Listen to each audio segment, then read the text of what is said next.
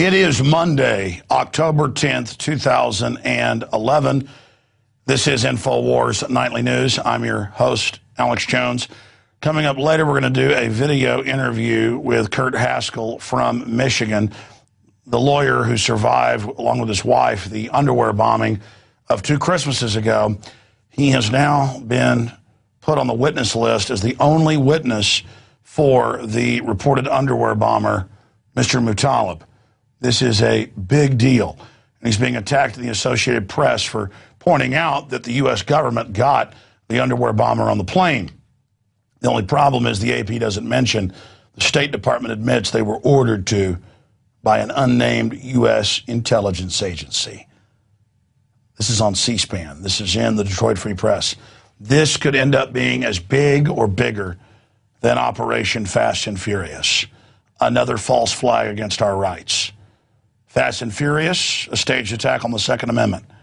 The Christmas Day underwear bombing, an attack on the Fourth Amendment. For the TSA rollout nationwide with the genital groping, the humiliation, the prisoner training, all of it. That is coming up tonight. Also, we've got extensive coverage. There's no way to make this show 30 minutes here in its beta form. It's always over an hour long. We've got a compilation of footage Rob Dew shot in Dallas, along with the great folks at TruthAlliance.net. So you'll see some of the high-def stuff versus some of the internet stuff they grabbed off the web to show you what happened in Dallas at the In the Fed event, trying to shift focus onto the real enemy. I want to commend all of those that were there. And we'll also show you some of the stuff that happened in San Antonio and then tomorrow night, some of the things that happened in Houston, but a great success. Hundreds of TV articles, stories about it, reports in mainstream and alternative news across the country. Very, very exciting. So that's coming up. And also Matthew Medina of We Are Change San Antonio, good friend of the show, reporter for the show. He, a few weeks ago, was saying, oh, Occupy Wall Street are good folks. They're not controlled. But now it is MoveOn.org. They've taken them over.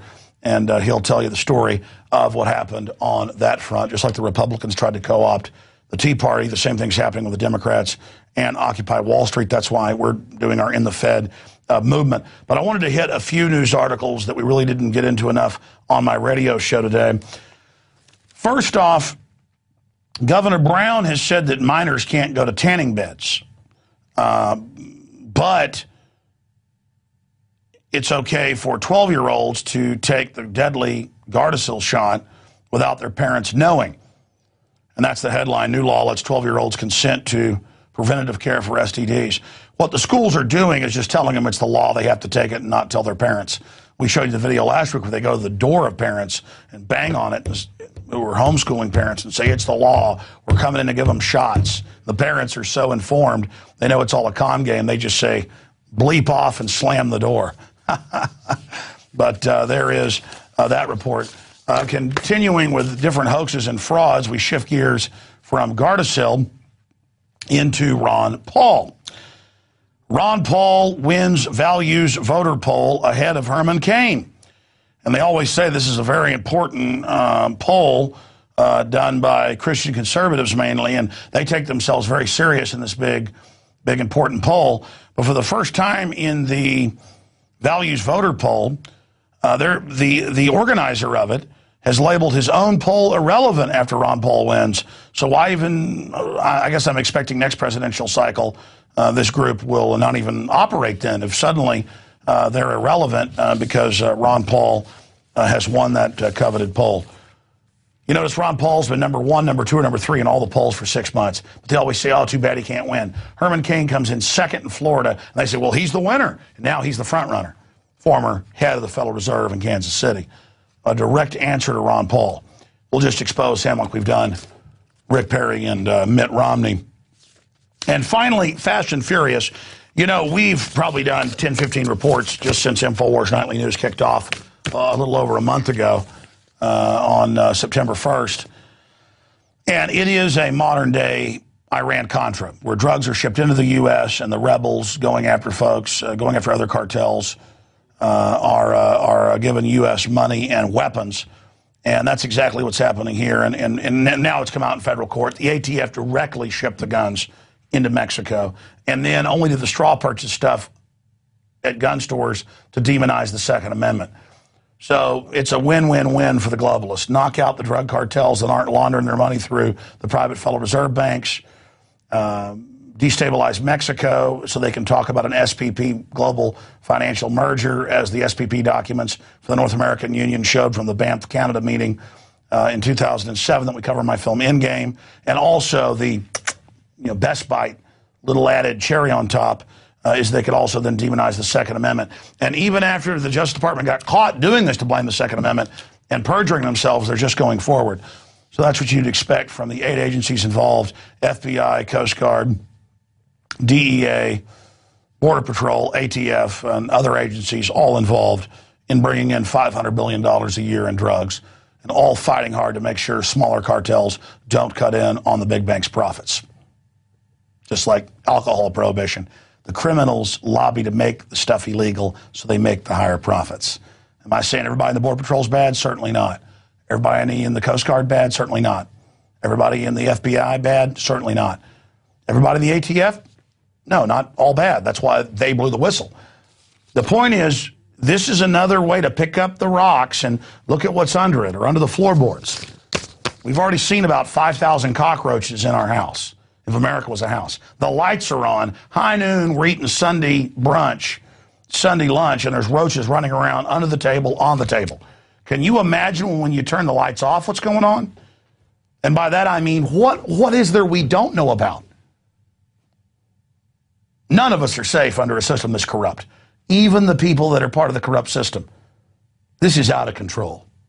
This is out of control.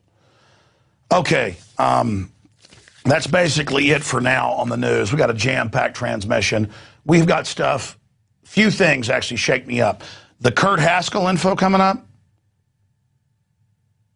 I think we're going to send some of our reporters up in November, off and on. We don't really have the funds, but if you continue to become PrisonPlanet.tv members and buy books, videos, whatever from Infowars.com, support our sponsors, we may be able to. It's just that I've got 3 or 4 great reporters in here that we can send places. It's just that it will exhaust our capital, but we're going to go ahead and probably just send reporters up to Detroit to cover this, because this is as big as Fast and Furious, but hasn't gotten any attention.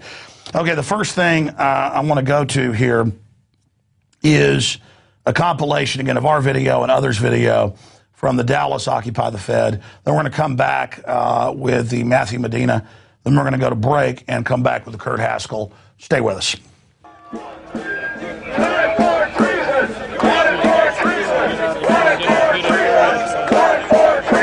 This is Dallas, Friday.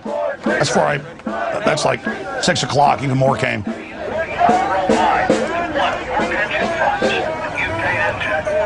People that want to create VAT taxes and sales taxes to pay off their black hole debts.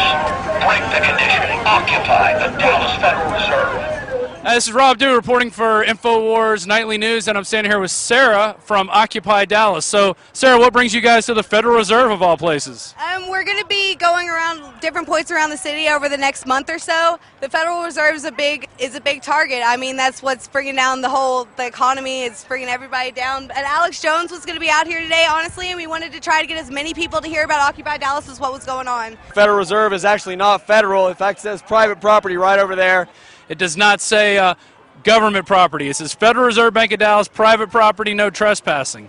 The Federal Reserve is a private bank. It's just, Really? yeah, really. It's not, it has private shareholders. It's a big banker club. And guess what, Rob? We're not in it. And they use their goon squad, the IRS, to steal money forcibly out of your paycheck that you and I earn when we go to work. They then loan that money back to the U.S. government at interest. And it's just totally criminal, unconstitutional. The Republicans weren't able to co-opt the Tea Party. The Tea Party co-opted the Republicans. And the Democrats aren't going to be able to co-opt Occupy Wall Street.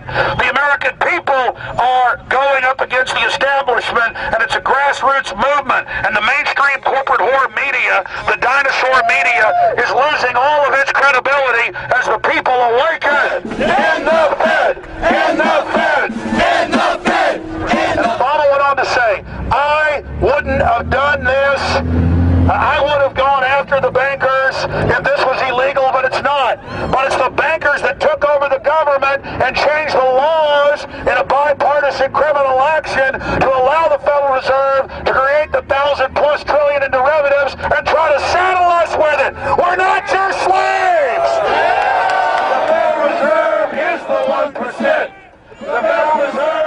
We are not your slaves. It just boils down to that in the final equation.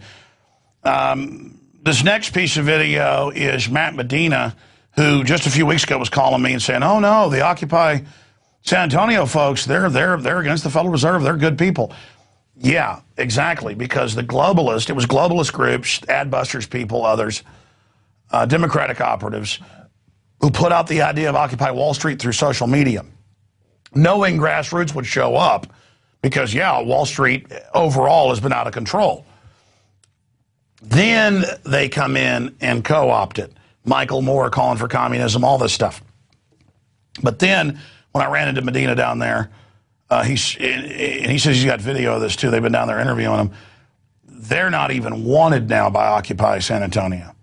And they're like, Ron Paul bad, Alex Jones bad, you know, basically the 99%, we're going to get the 1%.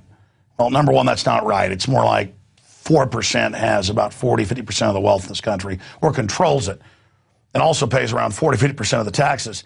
But Americans are 5% of the global population. A 7 billion, 300 million is about 5%. We have had half the wealth, but now we're losing it. It's freedom that brings wealth.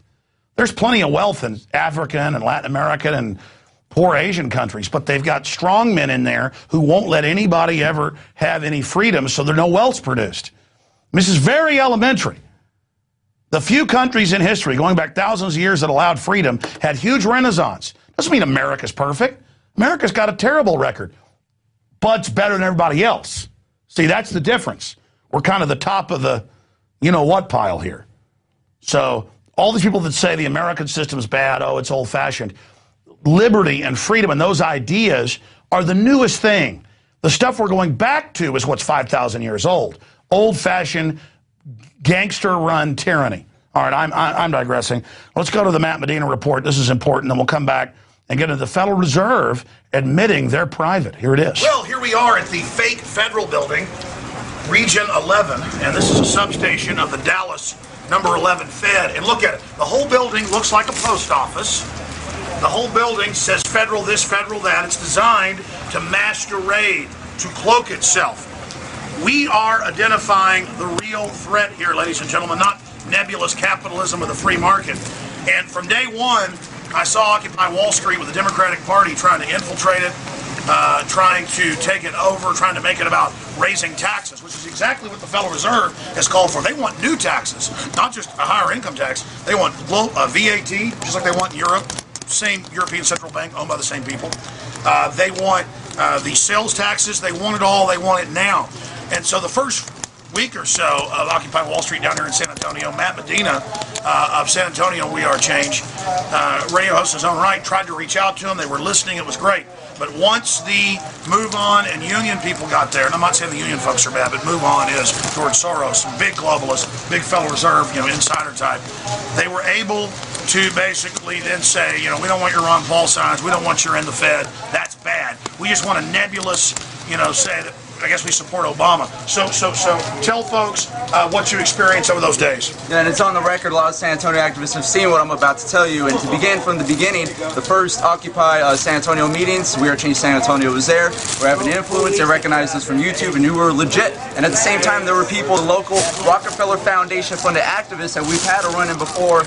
As seen on our YouTube channel, the video InfoWars is Racist. The same Rockefeller Foundation people were trying to lead the meetings for Occupy San Antonio, and they're unsuccessful because the majority of the activists in those meetings were new activists. So they tried every meeting to show up at the beginning and ask to divide people by race and then by sex. And people were like, what? Why? What are you talking about? And then they come to us. They see us. And they're like, okay, well, these guys on YouTube, they got InfoWars stickers, InfoWars DVDs, and that was the thing. I had stacks of InfoWars bumper stickers, handing them out. Oh, you got InfoWars stickers. So the